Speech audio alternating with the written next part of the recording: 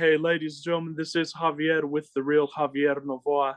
And today we're so proud to have at our virtual table again, Mr. 2020. He's one of my great mentors. I hope you don't mind me claiming you as a mentor because you've I, really been. yeah, you know what? I'm blessed. I'll tell you a secret about people that are mentors and teachers. Yes, We hunger for someone who has the hunger to learn. for So sure. I'm honored. So thank you. We're honored to have you on also. And the talk that we had a few weeks ago was really inspirational. A lot of people enjoyed it. And I wanted to have a free form talk this week on the topics of prosperity and business and investing and money. Basically, this topic that I know you know a lot about. You're a really great Yeah. marketer. You've been in business for a long time. And you also know these principles consciously. And speaking of mentors, I always love reading about people who were very successful and who knew these principles. A lot of people like Henry Ford knew it, Thomas Edison knew them, but some people like the in the modern day Trevor Blake, he knows these principles very consciously. And there was a Russian oligarch, and I was telling you about him, Boris Berezovsky, who really knew these principles consciously. And he actually wrote a book called How to Earn a Fortune. I wanted to just read a short passage from it to sort of get the juices flowing here. He had a method by which he would make money, right? He would write down a number. And he said, I will share my own method. I used to write a certain number, my stepping stone, on different pieces of paper and organizers, on telephone receivers, in production meetings, always just the number without any explanation. I was teaching myself that this number is evident in the future, that it is mine, belongs to me by birthright, that I must get used to it and not be surprised when it appears in my checkbook. This works nearly every time. Additionally, when I was setting a number in the last stages of my business career, I did not at all think where it would come from. That is, I ignored the placebo of feverish and hasty behaviors typical of businessmen. I simply knew the circumstances would come together in such a way that their irreversible movement would deliver to me exactly this number, and I would only need to accept it. So that's basically how he got his billions. Do you have any Right. commentaries on this sort of methodology? Because I think it encapsulates basically what we're talking about. So I notice that most people can't feel numbers. That's true too. Now, now, Numbers. now, now, on the other side of the coin, one of the things that I notice is most people who fail at business, when I do a business consult with someone, there's 5 areas that I like to touch on. And one of the absolute first, everybody wants to start with marketing, right? I'm Of good course. at it. They want to milk my mind, That's what but I we've mentioned. got, but we really have to nail what's their mission, what's their message. Yeah, a couple of things before that, but the absolute beginning that we've got to really, it's the elephant in the room, is how much money are we talking? Are we talking a grand, 10 grand? Are we talking a day, a month, a year? Because if especially in the realm of business, if I have somebody that says I'm imagining making $100,000 a month, it's like, cool, excellent. What do you do? What's your gig? Well, I do watercolor paintings. Got it. How long does it take you to do a watercolor painting? 10 hours. Right. There's. Do you honestly believe? And here's the key thing: do you honestly believe you put 10 hours into a painting that you're going to make enough paintings, or they're going to show up in the right places for you to make your $100,000? And it sounds like I'm scolding or mean or whatever, but we've got to get to the point where, like, what's the naturalness here? We have to experience naturalness. So when a number pops up, if we're holding a number in mind, if a number factors into our life in any way, uh, we've got to allow ourselves to process it in a way that it becomes a natural part of our beingness, a natural part of our day. So we have to sort of find a way to fit it into some kind of believability. We can't It's just got have to a number it, to look at.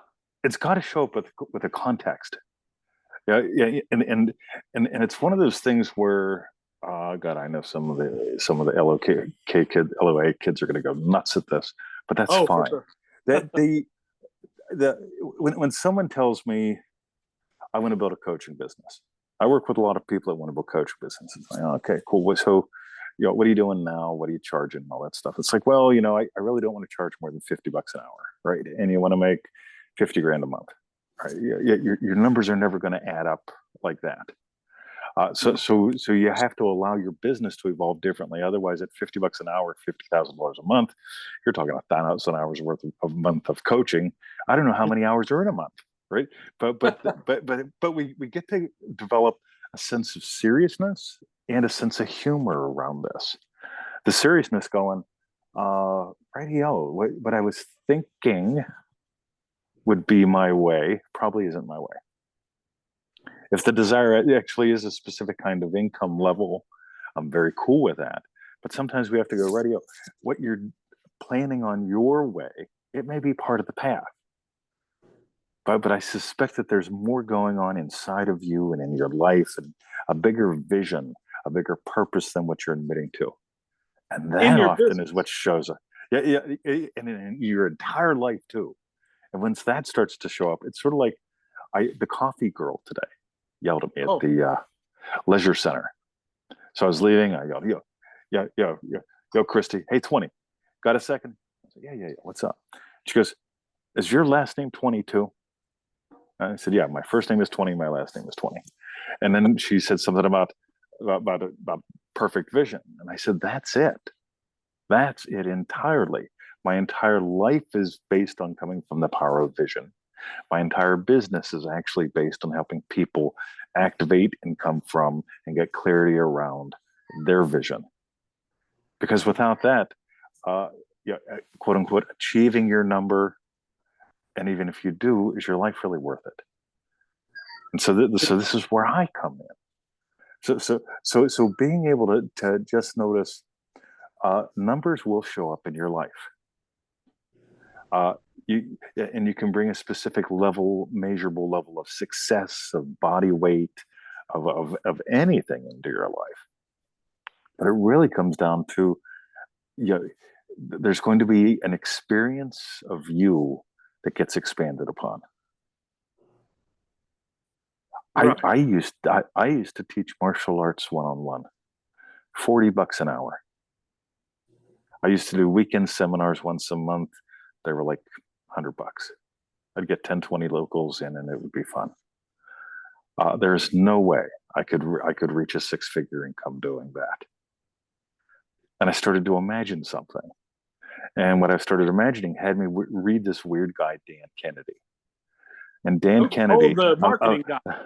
Yeah, among all the other stuff, the stack of stuff that I had at Dan Kennedy's, there's one little thing that popped out of me, and it was record what you do and sell it 1,000 times.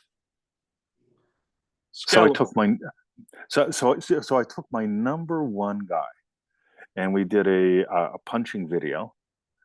Yeah, invisible striking, how to hit a guy between the eyes without they think of blinking, that kind of thing. And we did the Milton Erickson handshake induction, Secrets of Instant Trance. And I put those two out into the marketplace just for fun. And then I put them on eBay. I didn't even have a website. So I put them on eBay. Amazon didn't exist back then. They went out, and then both groups, and they're very different groups, started saying, do you have another product? And I made up something called hypno hitting, where I used the principles of the handshake induction and invisible striking, combined them together, had a blast. And I started making some decent money, but I never saw any of that coming. I just wanted to share the goofy shit inside my head and the cool stuff that I've learned over the years. It's like we said, out of the blue. Out of the blue, my friend. It's like, exactly. I want to give you this. This is my thesis, and I've used it to some success in some investing, in some business. Here's what I say. I don't know if you've read Reality Transurfing at all by Vadim Zeland. Right, but there are a lot of things that we might not agree with in that book. But one thing that is very clear about in his book is the first thing they talk about is that if you have a desire, it has to be your desire, which means that, for example, let's say I desire a mansion, right? Is that really my desire, or do I desire it so that other people see me as successful, or because I think I need to get this? What is my Yeah. real desire? What's your real desires? Neville Exactly. Goddard says your desires are divine in origin. That's my paraphrase. Precisely. Your So your desires are. yours, So exactly. are mine. So putting this So to business, somebody might say, well, I want to go into business and make a certain widget because he thinks he'll make a lot of money by doing that. But his real desire is what? That money and what it'll buy, mainly what it'll buy. yes, So I heard a guy named Mike Popovich. He sort of puts these principles into like a Christian point of view, but he's like one of the best teachers out there in this. I'd put him near your level, Mike Popovich. He's a really good teacher, and he's talked about the fact that to be rich, you're the inheritor. You don't even need to have a business to be rich. You don't need anything. Just put yourself in that state and say, "Thank you, Father," and it will come to you. Then going and doing the business, you do that sort of as a game and you don't have any expectations to the outcome. So you separate. You separate your final desire and then you just take the next step that's in front of you. So let's say I really want to, think about developing this new business idea. Do that and don't think about the money. What do you think about that sort of concept? you know, I find this stuff so fascinating Hmm. because Me too. my by the way, anybody who's just trying to use this to fix a problem, I feel for them because that they're focused on the problem. Exactly. You and I find this fascinating. I wake up every single day at 5 o'clock. That's in the morning. I'm unlike you. You're a late night guy. God bless you, man. I don't know Well, how you do it. for these interviews, but yeah. Okay, got it. So every day I wake up thankful. Every single there, I get the little squirt of cortisol. Everybody does. Cortisol gets your attention and gets you out of bed. So the problem is most people let that little squirt of cortisol head them into worry and like, oh God, I got a meeting today, I got a boss today, I got a car today, I got to get it into the shop. Most people sort of head down that direction every morning. I wake up in the morning, I discover I have a body because cortisol shows up. Wow, I've got a body again. That's cool. That's right. And then what do I get to do with it today? Oh, today, like, wow, I get to go to the leisure center. It's 6 minutes away. I've got two calls this morning, one this afternoon. How cool is that? I, uh, I'm thankful every day. So literally, this inheritor, I'm thankful for this inheritance. I'm 58 years old. I've had a hell of a fantastically weird life, and I get to share my hell of a fantastically weird life with people and make a difference in theirs and make a difference in mine. I'm thankful for this life that I've inherited and for this opportunity to share even with you that you and I have inherited. We didn't develop Zoom, we didn't develop YouTube, we didn't develop any of this stuff, but Exactly. we've inherited this legacy that allows us to take 45 minutes to an hour and bless people forever. Wow. It is a great Very, inheritance. yeah. When people look at everything as a problem, YouTube is a problem, Facebook is a problem, this is a problem, that's a problem, or they look at probabilities. Well, probably no one will watch this. Well, probably the right people will be watching somebody else. Yeah, when people get stuck in problems and probabilities, they miss this gift that we have, which is we are what gives life to possibility. Right. Being what gives life to possibility. You said a while back, "Hey, could I do an interview with you?" Possibly. Yeah, why not? And then we had a chat a couple days ago, and I looked and I said, yeah, just grab a slot, let's do it. And now these possibilities will awaken the sense of wonder and possibility in others. And if you really want to engage in the world of wealth, wonder and possibility, opening up to those opens up your heart, your belly, your head, and then the ideas percolate, and then the guides show up to help you, the mentors, and here we go. Is that, and like I've told some of my listeners that imagine that like you've inherited like $20 million. Okay, now what do you do? That's what you want to be pursuing. The path that you do once you're free, not trying to get free, right? Not trying to make the money. I'm a long-term martial artist, and I never give it a direct answer. I have no idea. I love it. But what I'm really good at is directly boom, right? Doing that. And years ago, my buddy Perry Culver and I were sparring and working out. And I had this internal shift. And the internal shift was, as a martial artist, my only job is to hit him. And I started being able to hit him so easily, and we had so much fun. He tells people to this day, he's like an eighth degree black belt in Shotokan or something like that. He tells people to this day that I am the best fighter he's ever fought with. And it's because I wasn't trying to defend or trying to break through. I was simply having fun. And if we try to do something to make money, it's a fight.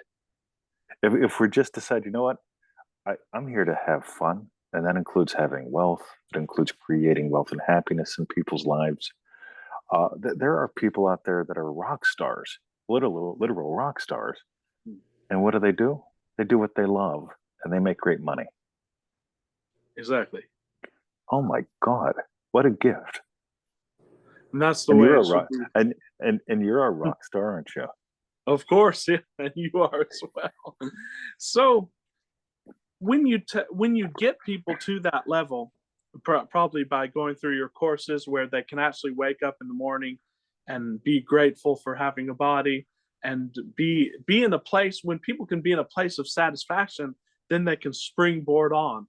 Then how do you consult people through business? Like, do you try to get them to say, well, perhaps this isn't the idea that you need to pursue? What's the process that you take your students down when they're, say, trying to find a business to go into? Business is a subset of life. And so the first thing I'm always interested in, it's, Javier, listen, what's the amount of money we're talking about here? All right, Let's get that out in the open. The second thing is, so the first thing is your money. The second question, the secondary I always explore is, what do you want to do with your time? Tell me about your Monday. I want to explore what your life is like, what your chosen life is like. Because my chosen life, and this is so important, I'm at I go to the gym and the pool now every day about 10:30, 11 o'clock. I eat lunch with my wife, I take a nap, I get up, I do a little business stuff, and then I'm done. My business gets squeezed into between 5 and 10 in the morning, and a little window in the afternoon, and occasionally a little chat while I'm driving the car. So before we even start to get into all the business stuff that everybody gets lost in, I want to know about your life. Because if we start nailing your life, we're going to fit your business inside your life. If we nail your business first, it's because you're doing what most people do, which is, this is the business I need to have the life I want. exactly. I want to start with the life you want, and then we'll build the business that you can participate in inside of it. Exactly. It's beginning from the end. Totally. And so, exactly. And so, I'm going to interrupt you one more time. sure, please I'm so go. sorry. Yeah, of course. Yeah. I moved to Australia to be with a beautiful woman. Yes. Victoria. No other reason, right? Right. We eat lunch together 350 days a year, maybe 355. The other one, she's with her family or on a holiday or something with her sister, and I'm cool with that. There are 10 days a year I don't eat my main meal with her. That's a really high priority to me. The business takes a subset to that. And when you get that, the person closest to me and the thing most like me is my wife. And I say thing just for fun. But why would I chase things in this world that would prevent me from being with her? And so many people will do that. I'm imagining making the money, being the best guy in the sales office, all that stuff. and now I'm gone 18 hours a day. You know, I'm sleeping with my secretary, all that bullshit. I know these people. And it's like, yeah, you've lost your wife and kids and status in the community. You've lost everything you care about, but you got the trophy. And you got half the income because you got to give it to your now ex. It's Right. madness when we approach it like the world approaches it. It It's becomes an love. exercise of utility. Yeah, it becomes love and freedom if we approach it this way. Exactly. But and the thing I always try to bring it back to, and because I have a lot of people that email me for I, my I love that you say that. The thing that I always try to bring you back to. Good on you. oh no, not no, you. I mean, no, it's, no, I mean me. This is great, right? This is fantastic. the dealing in our business, dealing with real people. People are going to come to you and say, you know what? I'm in $80,000 worth of student debt. I have to go to a job I hate for 9-10 hours a day, and I don't see any way out of the tunnel. 20. Yep. What do you tell people for like budgeting or getting out of that? Because they say, how the heck can I wake up and be grateful when I have to go to a job that I hate and I see no way out of this hole? What do you tell people like that? And they're trying to get ideas from you. There's two approaches to money. Mm-hmm. You spend less than you make, or you make more than you spend. That's it. They sound almost identical. We did some live calls on this years ago. I don't even know where those are, but we've got to explore these patterns, because if we don't explore these patterns, they're going to run your life. Because this is what you learned whenever you were 3, and this is what you relearned when you were 13. It's what you really learned when you were 23, and by the time you turn 33, my God, it's slapping you in the face. But we're asking the wrong question. When we ask the question, how do I spend less than I make? That makes it all about spending less than I make. What I make is the constant. How do I, what happens in my life when I make more than I can spend? Now I end up having 2 more quadrants taken care of. I have 4 quadrants for this. I end up having money I can have and money that I can invest. Did you know there's 4 kinds of money imaginings? Let me ask you a question. Not specifically. Could you enlighten me on them? Cool. So there's 4 kind of money imaginings, as far as I can tell. And most people imagine only 1 or 2. There's making it, Mm-hmm. there's spending it, there's having it, and investing it. Oh, sure. Now, when you start to imagine all 4 of those, your entire life changes. It's like having 4 wheels on a car or a unicycle. I don't know about you. Yeah, I'm a pretty big guy, and you don't Mm-hmm. look like you're like you're 80 pounds and No, able to. I'm a big guy. Now, neither one of us is going to be able to ride a unicycle all that friendly. Probably both not. both of us can get into a nice car and drive. Exactly. There's 4 wheels on a car: making money, spending money, having money, investing money. If we play with all 4 of those, we become very rich and full with the way we experience money. If we focus on manifesting a way to make it, or if we manifest just what happens once we spent it, it just gets weird. And almost nobody goes into having it or investing it. But when you get all 4 going and flowing together, the wheels on the bus really do go round and round, and you actually get somewhere. And They it's have brilliant. to be all. It's a matrix. They have to be all together. You got it. Basically. So when did you? Because I don't like the word retirement, but for me, like I don't know if you've read any of the early retirement stream, but it's basically a book about retiring early, and even for us, for you and for me, it would be considered earlier than others. But the definition of retirement is basically having a passive income. And it seems like you've been that way for a while. I mean, you work on your business, but you get to determine your own schedule. And that's the main thing, determining your own schedule. How long have you been financially free, basically. Just in I your, went,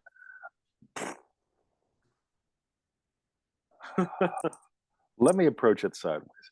I sure. really went nuts about this in the 90s, late 90s, Mhm. and I've made a lot of mistakes and I've done some really cool stuff. The how long have I? I don't know. I came over here and dismantled my internet stuff for about a year, did nothing but Forex trading, refired it all up because I realized this is what I love. Mhm. And pretty much from the moment I refired it back up around 2011 and so, uh, the structure of it carried itself.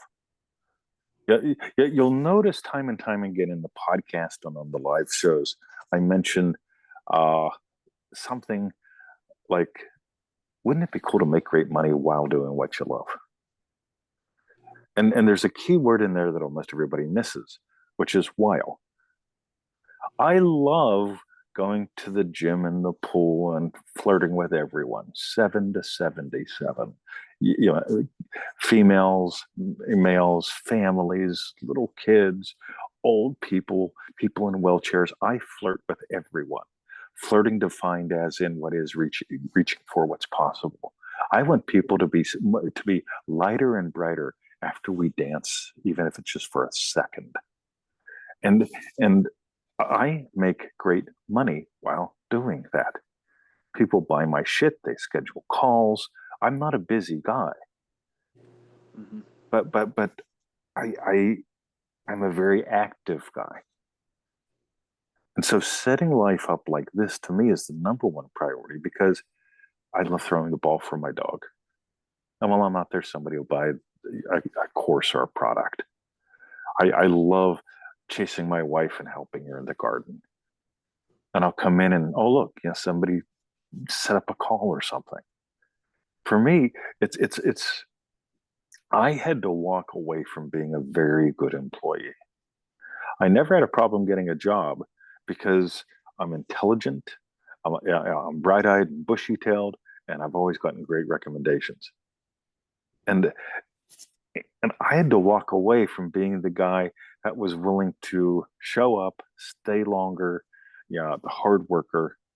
I'd rather be passionate about life and let that feed all my projects than be the one that's willing to sacrifice his life for the job. I was that guy, in law enforcement and in business. And I learned, both times that you pay a price for sacrifice. But on Mhm. the other hand, whenever you develop a philosophy and a systemology that supports you making great money while doing what you love, heck, let me ask you a question. What are you paying me to Mhm. do this? What am I paying you to do this? Yeah, what are Oh, you paying me? nothing. 500 bucks, 1,000 bucks, nothing, Oh, what right? would I Yeah. what am I No, paying no, you no, or no, what? no, no. Yeah, Oh, no. sorry. What are you paying me? How much money did you send Oh, me to do nothing. this? Nothing. Nothing, right? Oh, Yeah. Is it obvious that I'm loving doing this with you? It's our absolutely. second one. We're having a blast. We're And having while we're doing this, the system that I've set up does what the system that I've set up does. it does it. So I can make great money while talking to you. And maybe nobody orders anything while I'm talking to you, and I don't care. They will later. They will That, later. and that's part of what I work with people with business. You've got to change your mindset from being a good employee, which will make you go broke when you're trading Forex. And you've got to learn how to trade everywhere in life very quickly. Exactly. And so in the 90s was forex trading a big part of that? You said in the 90s you got really serious about this. And it was in the 90s when I put my first product out uh, in the The martial like arts? 90. Yeah, no, that was later. I put out some Oh, other goofy stuff before that. I mm, was trying. But it would have been February 2002 when I really started doing things scientifically and systematically. That right. was when the whole Dan Kennedy lessons came in. So that's a little more accurate. Uh, it was in the 90s when I started to realize, I, I'm I'm psychologically unemployable. I've been a great employee for in a lot of different fields, but it was at that point I started realizing, what if I had 100 years left? what if I had 10 minutes left? I don't want to waste any time. Don't want to waste any more time. That's the way I am too. I noticed. Sort of unemployable. Yeah. But so did you, the forex trading? You did it, but you're saying it just wasn't doing it. It wasn't your passion. I loved Forex trading and it did nothing for me. Oh, I could have been a great trader. I, mhm. I did okay. I could have been a great trader, but it wasn't my love. My love is the aha moments that people have. When I traded, I'll tell you what happened. I would trade, and the biggest thing for me was there were two things: the psychology of the market and my inner process. And so I'd be feeling the psychology of the market, whatever the hell that means.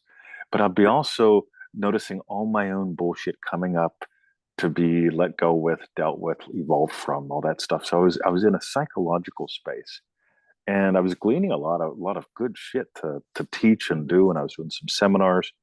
Uh, but it really wasn't my thing. Yeah, I honestly believe we all come here with a song that we've chosen to sing. If we don't do that, we'll never be fulfilled. Doesn't matter how much money you make. Doesn't matter how much Yeah, money. yeah. You won't have the richness. Hmm. But I think investing should be a part of it, of course, for everybody. And I don't know if you've read. There's this book called The Intuitive Investor. I don't know if you heard about it or read it. It's a I really great book. I think that's in my Kindle, but I don't know if I've read that. Okay, I'm having the author on in about 2 weeks, Jason Apollo Voss, and it's going to Beauty. be a great conversation. But he talks about like harmonizing. He was a very successful fund manager, and he retired at like 35. And he talks about like harmonizing with the market. Basically, if you can get in a state of presence, I don't know if you felt that or done that. Yeah, totally. For me, it was for me it was like doing Aikido with the market. Keto with the market. Yeah, it was like Aikido. doing Oh, Aikido, the fucking Aikido. keto, Yeah, of course. like Steven Seagal, right? So Oh yeah, it was like doing that with the market, and believe me, that was fun and stuff. But it wasn't. It would be like watching Netflix all day versus going out and get dirty. I'm a dirty kind of guy. I mean, if I right, come, if I'm sweaty and sore, I'm in a good mood. right. And that's what like I've been trying to do with the flexing my fundraising muscle here, because I've Yeah, done some nice. business and some investing, but I've never really been able to raise money. And I've noticed that what was keeping me back from that, and I read this book called The $1 Million Weekend by Noah Kagan. It's a great book. It talks about a lot of processes I think you teach. And one of them is like, ask people for $1 to invest in you, because you'll notice a lot of the thoughts that come up, like, oh, I couldn't do that. I don't want to, you know, and then doing that Yeah. flexes Beauty. that fundraising muscle. But I think being able to ask is an important thing, because there's an unlimited upside to asking. I don't It's an interesting thing. I love the way you put that because know. uh, I notice if I'm unable to accept money for doing something that I love, notice the wording. If I'm unable to accept money for doing something that I love, I'm also unable to accept money while doing something that I love. And Precisely. money's just speed. The only thing money is, as far as I can tell, is speed. If I want to buy an iPad and you have an iPad, and I said, "What do you want for it?" and you say a goat, I'm like, "Oh, fudge sickles, man!" So I got to go find a goat to give you a goat, and the person who has the goat says, "I want a bicycle." Well, I saw a bicycle on my way here, so I go back and I talk to the guy with the bicycle. Oh, he wants a cat. Right? Where can I get a cat from? Right? And it takes all day versus, what do you want for an iPad? $1,000. Here you go. Thanks. Money is speed. Mhm. And whenever we're willing to be speedy with money, like you reached out to me and you said, "Hey, 20, would you give me $1 to invest in my business?" What did I say? Tell me more. You got Exactly. my attention, right? You Hmm. stretched, you got my attention. And you told me. And what did you have? 14 people or something like that? 14 Exactly. yeses so far. And I Yep. said, "All right, And yeah, most people more than I asked for. yeah, nice." And I just said, "All right, let's double it." So I was like, right, just for fun. I had the most thrilling morning with that because you stretched and Hmm. I stretched and we danced. And anytime you stretch and dance, you invite everyone else around you to stretch and dance. Precisely. And yeah, how much fun is that? It is beautiful. And just like for sort of the last concept here, this might even be based on what you've told me now. It might be the wrong question, but I'm going to ask it anyway. It's sort of like a stretch because you don't really, I talk about applying these modalities. You don't really want to apply it to problems, but it's fun to do it as a game. So let's say Mr. 2020 suddenly found himself, his business was gone, he had no money, and he had to now go and build up again, let's say in a week, some kind of form of income. What Mr. 2020 do? What martial arts, so to speak, would you use if you were in a situation like that to get back to where you were? Cool. Mm-hmm. This is a very real situation for me. Oh. So when the last time I flew into Australia, I got detained by immigration. Oh my gosh. And I was here on a short stay business visa before and a visitor visa. Mm-hmm. And I thought under those visas that I was allowed to do group trainings and one-on-one trainings with my Forex people. And we went through everything and they said no. And I said, fair enough.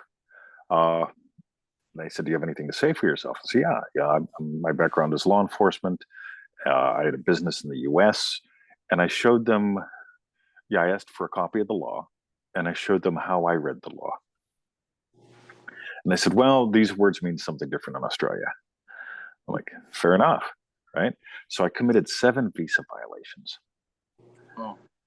And they said, because you didn't do it intentionally, we're going to let you in, but we're giving you some conditions. You're not allowed to hang out with your Forex people. You have to learn from them or to trade with them because you've done coaching with them. And you don't want to do anything that gets interpreted as business in Australia. Oh. Like, right. So suddenly, my ability to hang out with my Forex mentor, my support team, the traders that I was training with all the mental stuff, all that stopped. So my income for a year, actually a little over a year and a half, stopped. Previously to that, I turned off my online businesses. I just turned them all off. I didn't do anything with them during that 15, 18 months. Oh. So here I am, no money, right? Unable to hang with them. I can still trade, but I'm having my come to Jesus moment. I'm really not into as good of a trader as I am and as great of a trader as I can be. I don't know. I still traded for about a year after that. Mm-hmm. But I really had to look at what do I want to do with my life? And I just really came to terms with I love aha moments. I love when people have the spark of insight that invites them to live their dreams. I love helping them develop the systems and the strategies so they can do that.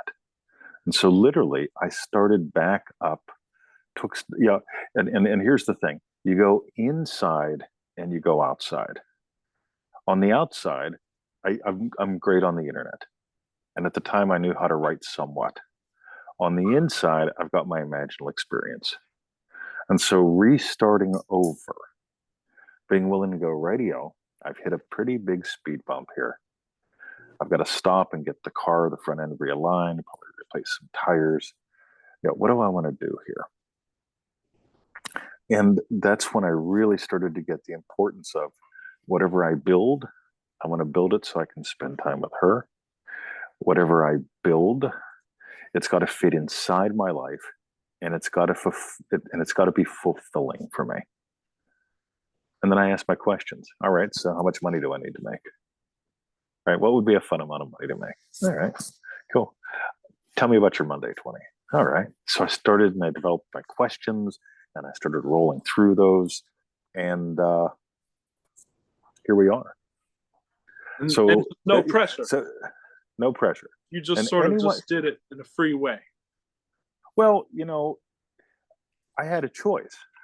Mm-hmm. I could get a car and get a job and sit in traffic, mm-hmm. or not. and I'm a psychologically unemployable American at the time. there's, I love that. There's the dog.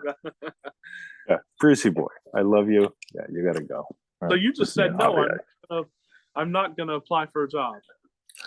no, You did it's this yeah. way. But why did I come here to Australia? Why did I come here to planet Earth? If we start with these big questions, we can start to activate richness. If we start to activate richness, we can start to activate abundance, wealth, prosperity, money, and just have a life that's fulfilling. And it just flows from there. That's, and just one more quick thing. I know give us a little teaser about your prosperity pack. You've mentioned that a lot. Neville got a prosperity pack. I think you sell it. It's funny. We don't print this. We tell you to there print you it go. out, but Uh-huh. you can't. You really can't see it, right? Yeah, right. So the prosperity pack is something we put together way back then, and here's the prosperity backstory. Let me see here. Copyright 2013. So I flew back into Australia. That would have been 2012. Right. If I got my dates right. I'm not good with dates. Sure. And here I am. I'm rebuilding my life. And I choose to be prosperous, and I choose to bring prosperity into the world. And so what do I do? What do I really want to teach? This stuff. And so literally, this is the PDF that comes in that pack. If you print it out and put it on thick paper and bind it and put a coffee cup on it, you can't see the coffee cup stain. Sure. But I got to sneeze. I'm sorry. Oh, Maybe go ahead. Stay out. We'll edit it out. So the prosperity pack is pretty special to me. And I figured you'd probably say something, so I made sure I had it handy. Then I found myself reading it right before our call. Oh, but awesome. this is literally how I rebuilt my life when it comes to building a business. And it's not a course on business, as you know. It's just a great little pack that helps you get the core of the prosperity lessons from Neville Indio. And we personally, I made a bunch of recordings that go with it. I put together 59 lessons, and then I put my favorite Neville lectures all in one place, so you can scribble notes on them. What I love about it is when I decided, right, it's time to rebuild, this is what I rebuild everything with. So I just took what I used to rebuild my life, put it into a pack, and said, hey, it's $47. Get it. And when you get it, when you get it, as you know, I always say, hey, go to the local office store, have them print it out and bind it. It'll cost you a couple of bucks, but who cares? Mm-hmm. Because when you take it off of a computer and you bring it into your life, it's now yours. It's now yours. You make it yours. You got it. That's how to rebuild. Well, Mr. 2020, I think it was a great conversation. Hey, thanks so much for being on. I look forward to talking with you again. Thank you, my friend. Any last advice you have for people just who are looking for prosperity? So I'm going to address this to you. Sure. I appreciate who you are and where you come from. I notice a lot of people don't do what you're doing. In other words, stretching, risking, being willing to reach out. Hey, 20, you got $1? That's a small thing, but it's a huge thing. 20, want to have a chat? I'd love to. It's these small yet big things. We don't have the ability to tell size. The only thing we have that we can do is when something comes out of the blue, will I or won't I? And it's a little bit different than that. But will I say no to it, or will I engage it for more pleasingness? You're willing to stretch. And it's only those who stretch who can soar. So wherever you are now, celebrate now. And wherever you're at tomorrow, celebrate then. And the next thing you know, after like doing that every day for 10 days, 20 days, 100 days, 1,000 days, 10,000 days, you have 10,000 days of celebration. And that shows up in every bank account that you have. I can attest to that. Yeah, I know. That's Beautiful. why I got to point it out. I see it in you. And I deeply appreciate you. And I appreciate you, 2020. Thank you so much. And Thank you, hopefully my I look friend. forward to doing it again. All right, let's do it. Have- Okay. Have a wonderful day. You too, Javier. See you.